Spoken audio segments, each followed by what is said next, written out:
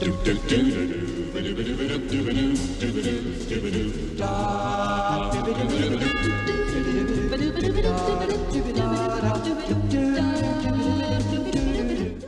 afternoon, you heroes in spandex. Okay, today we're going to do something a little bit different. We're going to do the worst to best top 10 Beatles biographical movies. It's a bit of a mouthful, so I don't know what I'm going to actually call this video, but something similar. You'll get it. But, you know, this isn't about the Beatles films themselves or Beatles documentaries and whatnot. But, you know, there's been a few movies about the Beatles, generally sort of TV produced. 9 times out of 10 they're American. But, you know, don't dismiss them. I mean, a lot of you snobs out there, you'll be saying, oh, did you see that film the other day? Blah, blah, blah. Now, listen, the story of the Beatles will never work well on a big screen, let's face it. It's not going to make the next Titanic. It's not going to be, what's it called, Avatar. It ain't going to be like that. Never. I mean, what you will see shortly, though, when Macca dies and when Ringo's dead, you will see a couple more of these TV movies or dramatisations of certain points which we can't actually talk about now due to, you know, the fact that people get taken to court and everything. But let's go through these. I can tell you now there's a couple we're not going to include here. I mean, for example, this.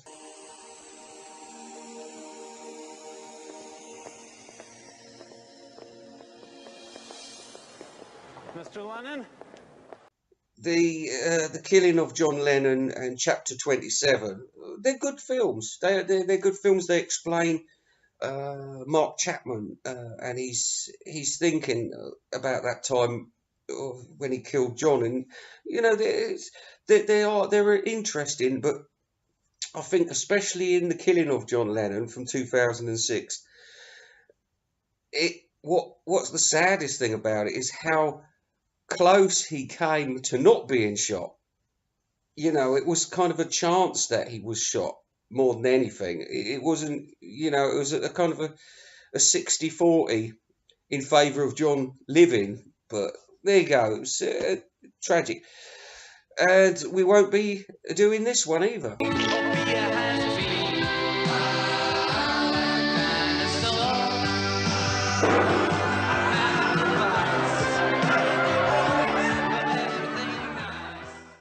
All you need is cash. It's great. It's good fun.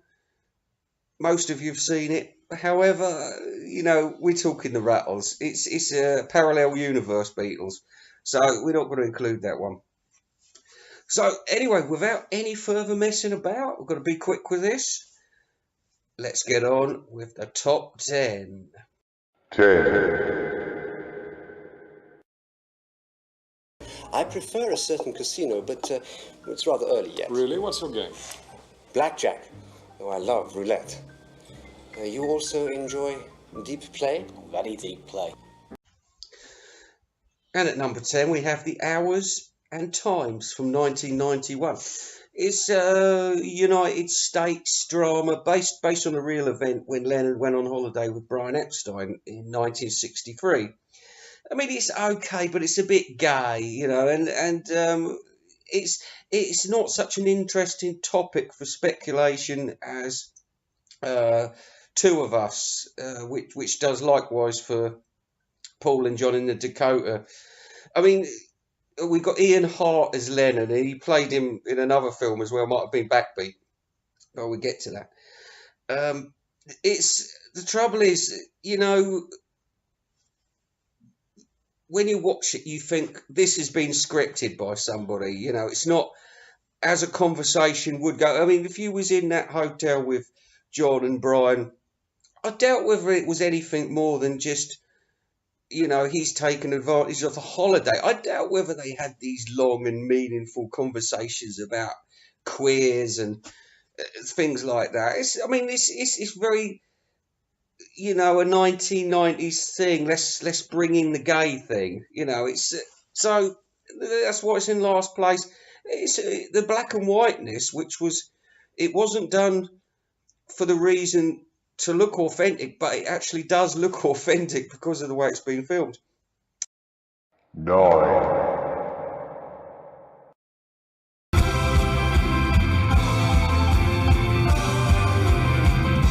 After Hamburg.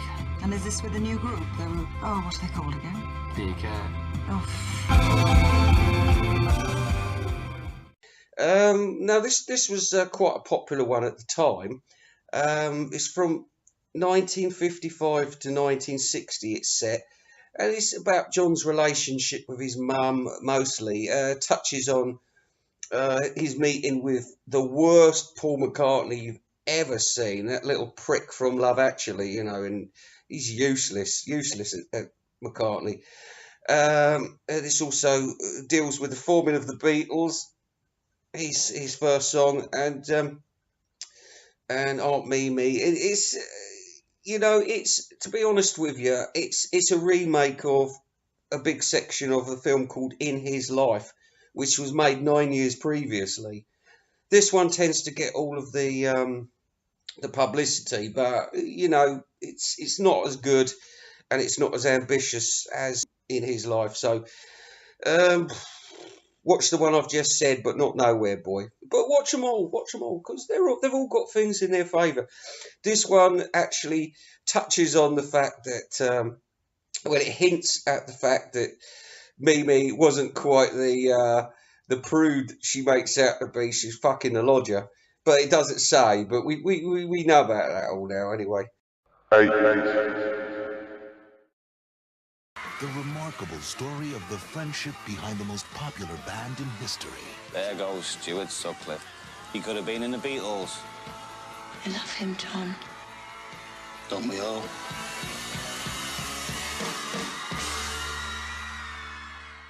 It's called Backbeat from 1994. It's a British and German film. It covers the period 1960 to 62, and it focuses on Stuart Sutcliffe and John Lennon's relationship. It's almost totally set in Liverpool and Hamburg. It includes Astrid and Klaus, Tony Sheridan. It's funny because after the film got made, Paul and George threw their toys out of the pram because they didn't like it. Cynthia hated her portrayal because it was probably spot on. And it was a bit of a plain Jane playing her. Astrid liked it, and it's got quite a good soundtrack. And Ian Hart as Lennon again. 7. And I'm sorry for the way I treated her. But don't you understand what was happening? Enlighten me. That was a hard time for me. When we were breaking up and I was trying to hold it all together, and you were spending all your time with Yoko.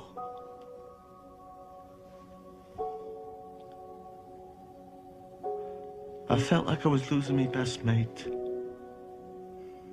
Who?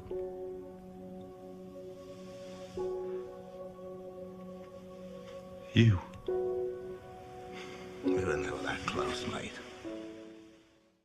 Two of Us from 2000. This is a US VH1 TV one. It was set in 1976 with an imaginary. The meeting happened, but it's imagining what got said during this meeting. And as I said, it's better than the Hours and Times. But I think it's two American actors playing John and Paul.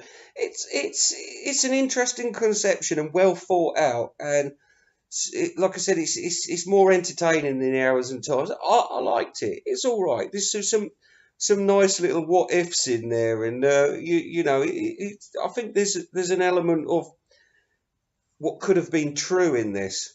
6. Listen, lads, we've got to get back to performing. It's been 3 years since we were last on a stage. I can't see us doing massive big shows again. Okay, so we'll go back to small clubs. The Beatles. Impossible. Right, well, we can go unannounced. We could go in disguise. Change the name. There's a thought. What a trip. I think you're daft. I'm not supposed to tell you, but I'm leaving the group. Come on, Yoko.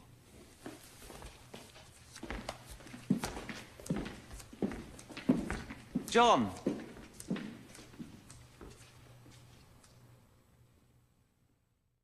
The Linda McCartney story. The Linda McCartney story from 2000. A CBS American TV movie. It covers 1965 to 2000. It's a bit sad and depressing because it's sort of, you know, it goes to the end of Linda's life, and it's told in flashbacks, each time sort of returning to this battle with the cancer that she was fighting. And en route, we get the Rolling Stones, Jim Morrison, Georgie Fame, Apple's launch, the White Album aggro. Klein becomes Grossman for legal reasons, I suppose. We got the Lee Eastman, the breakup, Scotland, Tokyo, and John's death. Yoko's definitely the bad guy in this. I mean, John is sort of, obviously McCartney and Linda are the heroes of this, and it's quite a touching performance.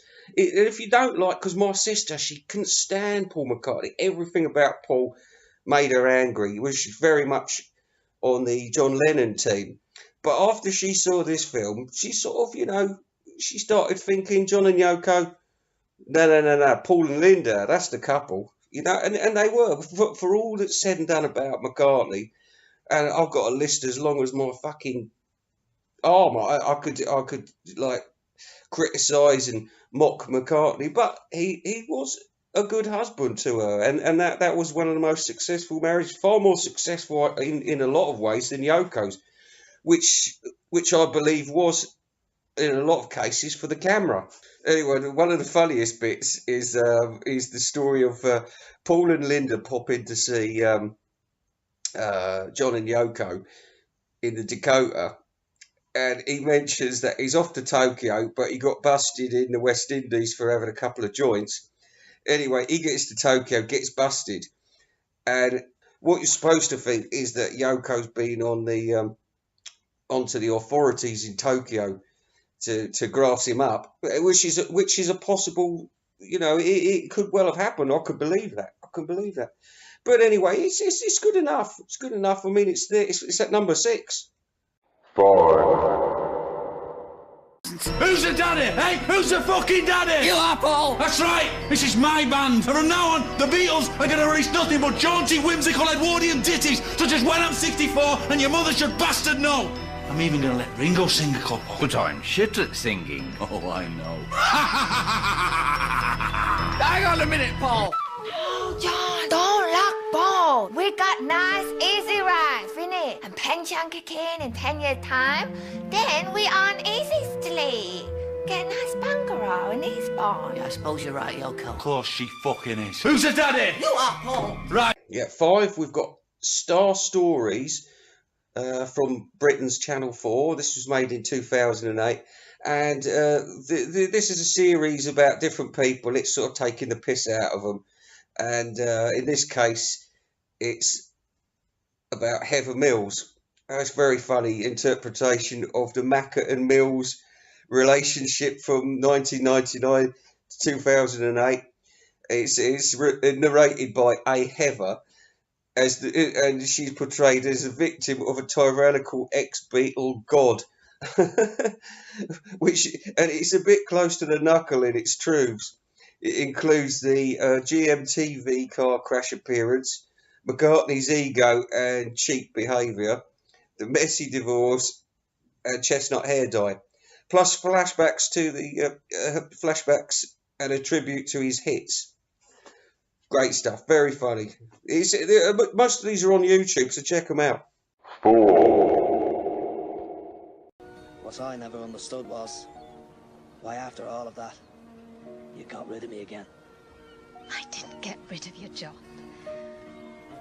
I was young and confused and starting a new family with another man, and I thought you'd have a better life with Mimi and Uncle George. At 4, In His Life, the John Lennon Story 2000 come out. That's another TV film from the States, from NBC in this occasion. This covers 1956 to 1963. Still got the usual stuff you'd expect from that period. Mimi, Mother, Dad, McCartney, Cavan, Cynthia, Julian, Hamburg, Stu. Finishes on the Ed Sullivan Show. It's quite similar to Birth of the Beatles, but obviously it's focusing on John a lot more. And why not? Most of these films are about John. Because he's the most interesting Beatle, really, let's face it. You're not going to do a film about George. And like I said, the McCartney one that's been featured, well, one of them was a piss take about Heather, and the other one was more about Linda, but using the Beatles as a backdrop. This one, I mean, this is an ambitious production. It's very, very well researched. And all the original locations were used, including John's house. I mean, it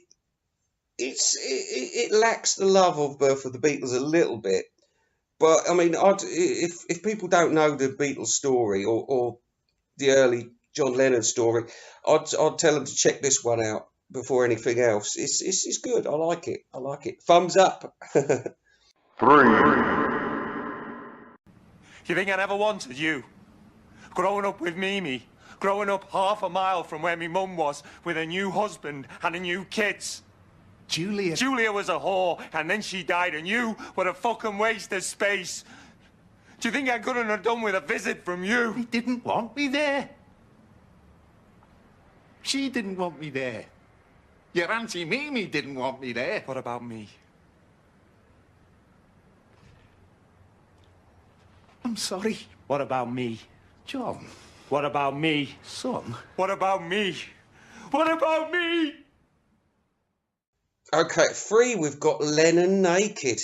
This is a British BBC4 one from 2010, and it covers from 1967 to 71 with childhood flashbacks and a 1964 flashback where he meets his dad. And this does mainly focus on the pain of losing his mum, his meeting dad, meeting Yoko, divorce, the breakup, drugs. This is a very hard hitting, and it's not afraid to show John in a more realistic light. It's not anti-John by any means whatsoever. I mean, John's still up there like a god in this show, but it's far more brutally honest. And it was played by Christopher Eccleston, aka Doctor Who. So my verdict for this one is it might be too hot to handle for some fans, but I mean it's got an excellent, authentic JL soundtrack. What can you say? 2. So a shame, John.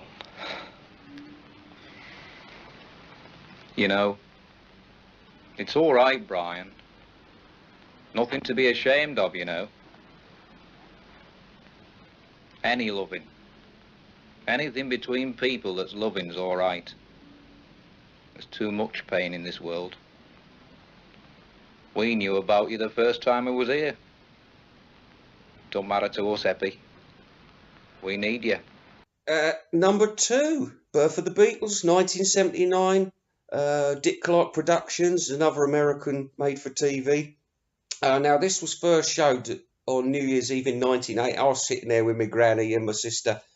It's a good program. I liked it a lot. And bear in mind that I'd only just read the Hunter Davis biography by then, so this stuff was coming alive to me onto my TV after I'd been reading it. And it was more or less the same as the book. I mean, you know, we know the book's almost a work of fiction now, but at the time it was the book you had to buy about the Beatles before all this shout and The Love You Make and all these much better books were made about the Beatles. It's got Stephen McKenna playing John Lennon. It's got a hot Cynthia. Hamburg, it covers sacking Pete Best, and Pete Best was an advisor on this, so some people say it's a bit slanted or pro Pete Best. There's no harm in that. There's no harm in that.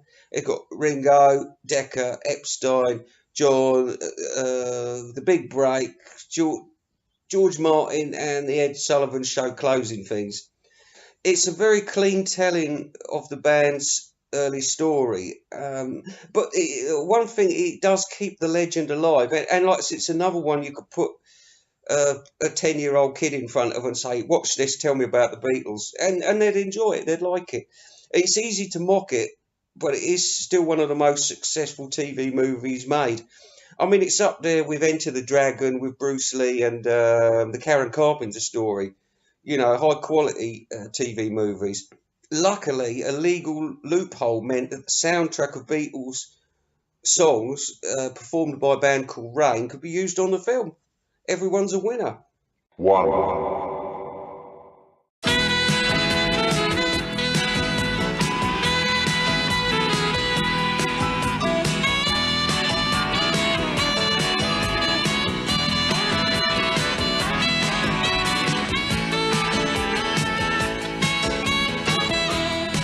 Say we decided to go on a secret honeymoon to the Isle of Capri. The newspapers would have been bound to find out. And it would have been just as hectic as it has been here. So we thought, why not make something constructive of all the publicity we were bound to get? Here we are at the top spot. John and Yoko, A Love Story, 1985, an American NBC TV movie. It's covering 1966 to 1980, giving up touring, meeting Yoko. It goes up to his death. It's got old Marwood from Withnail, also another Doctor Who, Paul McGann, and a hot US Asian babe, Kim Maori, fills Yoko's boots. It was made in cahoots with Yoko, so it tells the story very much from a sanitised point of view of Yoko, you might say. It's very heavy on the Kyoko Tony Cox search, but it's got everything. The Beatles, Epstein, Aunt Mimi, Amsterdam Bedding, Rishikesh, Elton John, Phil Spector, probably the worst Phil Spector you'll ever see on screen, and real songs. So one of the pluses about having Yoko on board on this one, I mean, it turns this TV movie into something a bit more special. And if you watch it, you think, oh God, this is a bit. I mean, this stuff it's all on the Hallmark channels and the True Movies, you know, the ones that the women watch. But this is the importance of this film. I mean, you know, my mum, she was never, you know, when I asked about the Beatles when I was growing up, I knew Ringo. We all knew Ringo because he was the big Beatle for kids back in the 70s. And, of course, I sort of found out about John after Mull of Kintyre. But when I bought my Sergeant Pepper, I didn't know who John was. But I said, he looks all right. He got glasses and everything. She said, oh, no, he's a horrible man. Horrible man. But bearing in mind, this was before he got shot. And anyway, if people do think like that in general, you know, you've got to put them onto this film, because you got like a couple of young girls watching all that corny Hallmark channel, or you know, bored housewives. They might not know a lot about John, but if they watch that film, they're gonna leave that film feeling very sorry and very upset for John and Yoko, and feel for them. And I mean, that's where its success lies. It keeps this film keeps the John Lennon legend going, and that's one of its successes, and that's why it's at number one. I like it. I mean, I like all of these films. You know, like I said, none of them's going to be the new Lawrence of Arabia, but they're all worth a watch. So, check them out. If you haven't, check them out. See you later.